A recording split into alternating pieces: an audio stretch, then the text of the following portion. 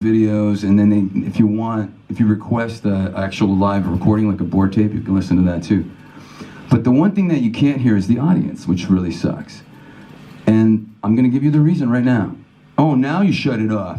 I'm gonna give you the reason right now.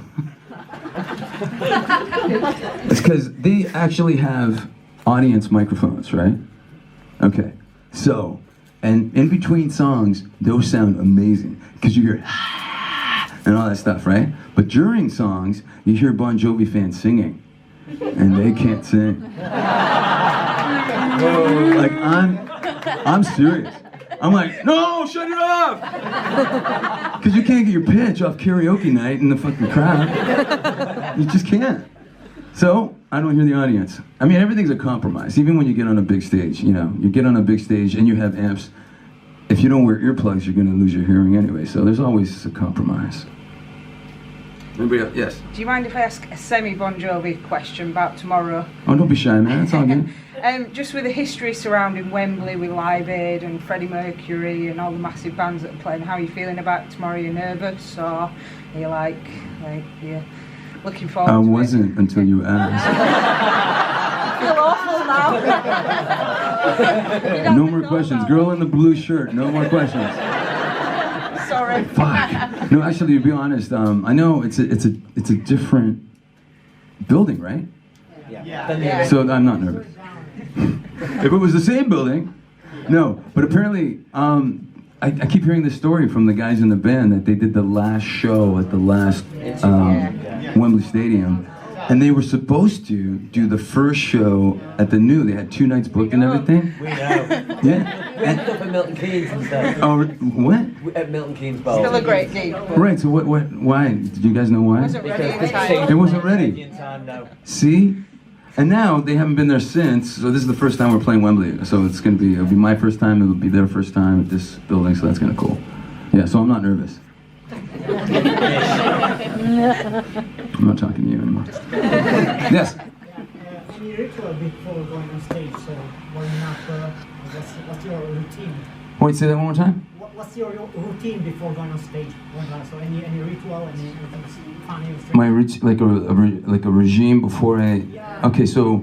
1 hour before going live, so what Well, we're still early in like it's been a few weeks, but I realized it took me a few gigs to realize that I can't eat any, like everybody comes in and has dinner at 6 o'clock. I can't eat at 6 o'clock if I'm going on at 8 o'clock because I feel heavy and like that doesn't work for me. So, but it took me a couple of shows. Oh, maybe I could have a little bit. Oh, that was okay. Maybe I have a little, no, that wasn't okay.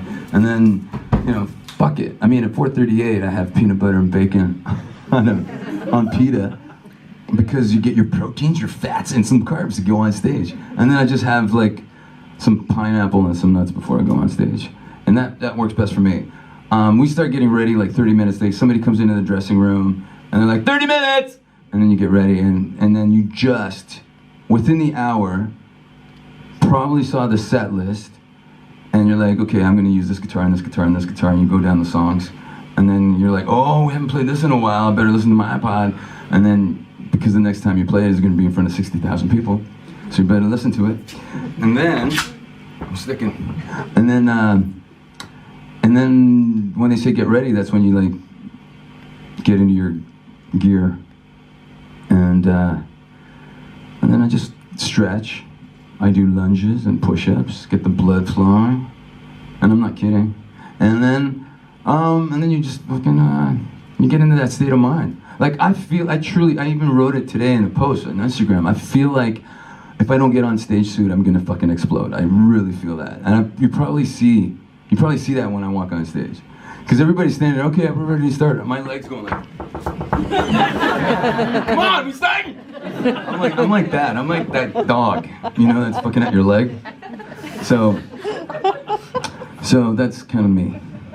So when you went to Liverpool the other day and you went into the Cabin Club, you guys want to hear the best story? did you not want to get up on stage? I did. Yeah. But Dean dragged me out. Dean is our chiropractor, our staff chiropractor, and he grabbed me by the arm and he's like, we're getting out of here. First of all, I was getting mobbed. And, okay, you guys ready for a funny story? Always. Okay. you're like, this person over there is like, well, you haven't been funny yet. So, I'm in this place. I'm getting mobbed, right? And this girl goes, this guy's in Bon Jovi! And the guy up there is like, that ain't Bon Jovi. So he starts tuning for the next song. And now that somebody said something, now I'm getting mobbed even more, and I'm taking a selfie every 0.8 seconds. And now he's thinking, oh, maybe this guy is, are you in Bon Jovi? I'm like, yeah. And he's like, what's your name? And this lady goes, it's Phil X! He goes, well, everybody, we got Phil Hicks here today from Bon Jovi. And that was my cue to leave. And then I get a picture, this girl posted a picture today because we took a selfie, and she's like, it was so nice to meet Phil Hicks from Bon Jovi. I'm changing my name, I have to now. So that was the funny story. Yes? You're famous because you use not many pedals, your setup is pretty basic. One of the last tours with Richie, I was told by Takumi that he had 3 separate setups. One for his own sound, one for the front of the house, and another one for a member of Bon Jovi that just wanted to hear some frequencies. Yeah, we don't do that anymore. It's complicated. It's one rig. You just have one for But it's 2 amps though. yeah. So I'm using the Friedman X into a 412 cabinet, and then I wanted to leave the barbecue grill 76 Marshall at home, and I'm using a Supro 100-watt prototype into another 412 cabinet, and they blend that, and I get a blend of that in my ears, and then the talk box we just switched to the MXR, which doesn't need an amp. Yeah, it doesn't blow. But the other night, when it was raining and there was a sheet of plastic on my pedals, when I used the wah pedal, it turned the talk box off. So I went to play, and this is me playing fucking It's My Life without a talk box. Except I'm like, what the fuck? Mark, what's happening? And he doesn't know what's happening because it's all over here. So he came over and he turned it on, and it was okay for the rest of the song. Now, if that would happen in Living on a Prayer, fired. No excuses. Gone. First flight home. Economy.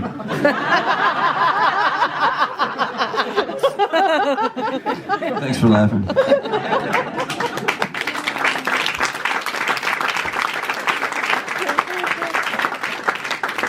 Thanks for coming to the comedy shop. Okay, anybody else? Yes, sir. Yeah, mainly run a bridge, just purely bridge pickup. Say one more time. Just running a solo bridge pickup by itself like that. Is there any tips or tricks you have? What kind of pick? No. You pick up. My pick guard. Yeah. Oh, you know what? I asked them to cut me a pick guard a long time ago, and then I got a white one on a black guitar, and then I needed I had half a pick guard or something like that. But there's a friend of mine. His name is Mason. He lives in California, and he showed up for my 52nd birthday with this pick guard, so I could put this pick guard on this guitar. Now it's cut for a humbucker by mistake, but I kind of liked how it looks, so I put it on anyways. And then he also got a guitar strap that had my tattoos on it, which was really cool because these are my kids. This is Xavier, X-Men, G-Force. You guys know G-Force, Battle of the Planets? Okay, the Italian guy goes, of course. And this is my daughter, Scarlet Star, and this is my girl. And yeah, I didn't get a tattoo till I was 47. It's fucking crazy. Okay, and that was your question, the pick guard? Pick guard and like tips and tricks. Obviously, you run one P90 pickup. How do you get a more net tone if you want to? That was just a single bridge tone. Oh, right. Going pickup. Okay, so because I play Fire with my band and I do the American Woman solo, and I just roll off the tone. So it sounds like. With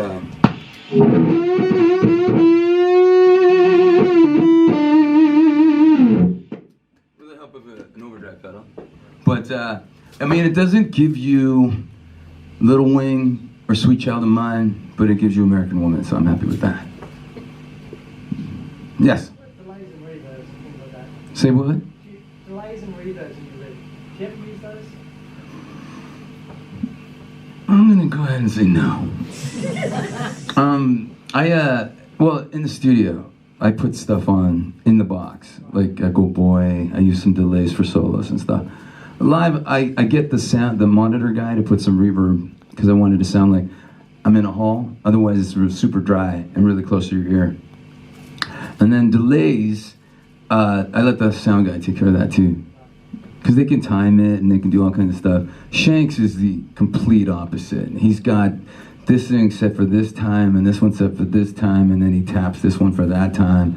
And he loves, and he's got 3 different reverb units. Like, I mean, we even did the rig rundown, and they talked to him first, and then they came and talked to me, and we were doing arenas at the time.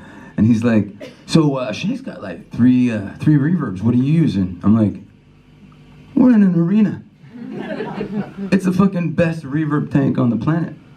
So he goes, right. So, I mean, it's different in a stadium though, but you still get like a slapback from the back of the room sometimes, and it can drive you crazy, because I'll hear John say, show me what you got. And then I hear it again. Like it's fucking 5.1 or something. It's over here. It's really weird.